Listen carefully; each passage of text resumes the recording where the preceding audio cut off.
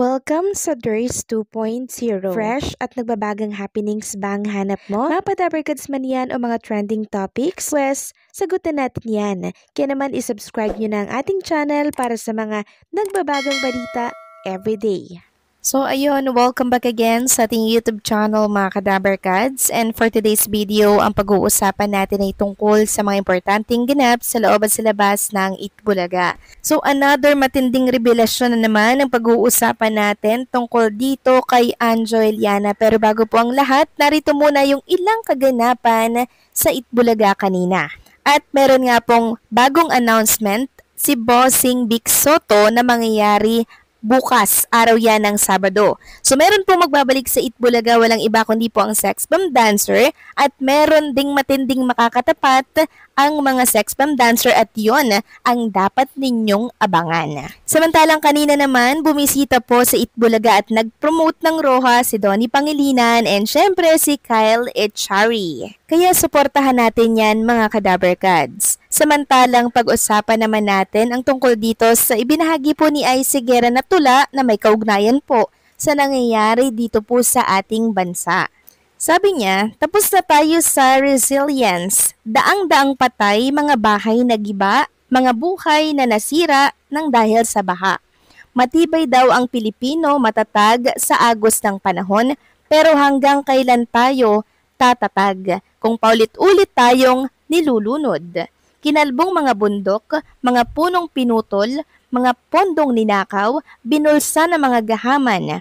Ang tubig ng ulan, wala nang ibang pupuntahan mula sa bundok na kinalbo papunta sa ating mga tahanan.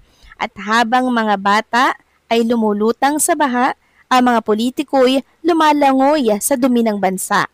Tapos na tayo sa resilience, tapos na tayo sa pagtitiis. Ang kailangan natin ay pagbabago, tunay at totoo. Kalikasan na ang sumisigaw, kailangan na nating makinig. Tama na ang pagluha at pagtitimpi. Ang mga kurakot ay dapat nang managot.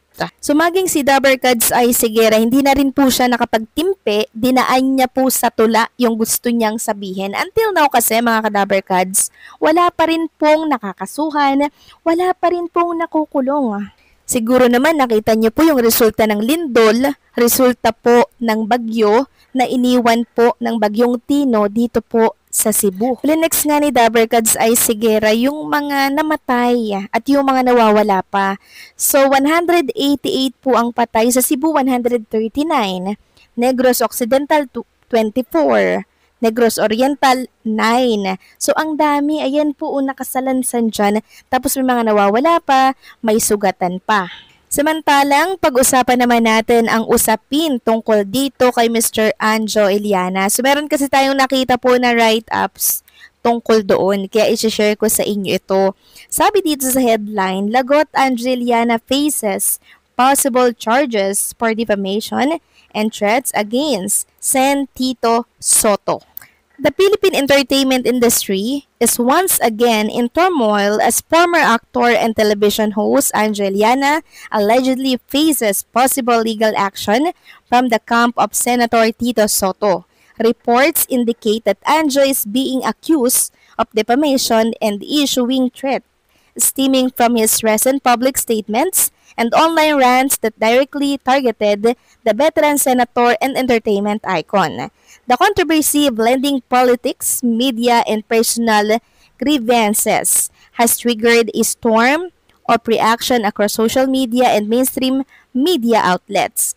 This article investigates the background, the alleged threats, and legal implication, and the potential fallout from one of the most heated celebrity political feuds in recent years. Sabi nga dito, dalawang main charges could be pursued dito kay Mr. Anjo Eliana dahil sa kanyang pinagagawa. Sabi nga dito, legal grounds, defamation, and threat allegations. According to legal analysis, two main charges could be pursued: defamation, libel, and slander.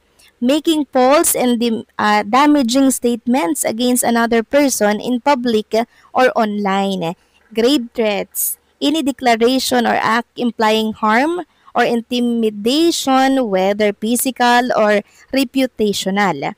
If proven, this charge could lead to significant fines or even imprisonment, depending on the severity and evidence presented. One lawyer familiar with the case explained, freedom of speech has limits when personal attacks and unfounded accusations are made against a public official. The law provides remedies. So the Soto Camp official statement through spokesperson Sentito Soto team released a formal statement condemning the alleged remarks and confirming that legal consultations are underway. We have always respected freedom of expression.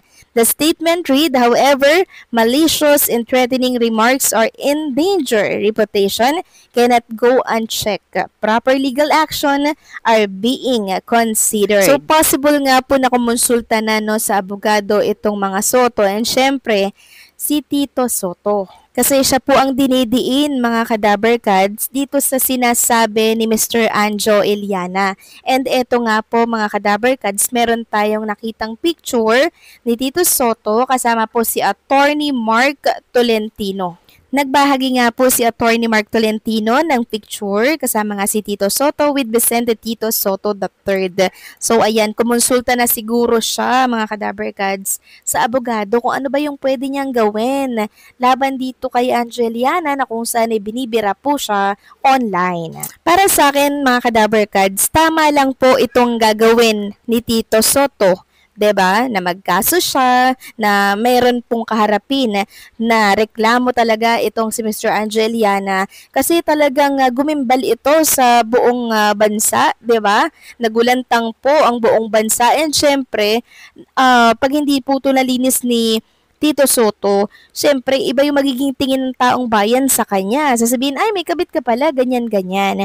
So dapat linisin po ito ni Tito Soto, tapos patunayan niya po na hindi totoo itong inaakusa ni Mr. Angeliana. Kasi hindi po siya tumitigil talaga si Mr. Angeliana kahit na may usapan na si Spire, si Maru, and si Bossing Vic Soto.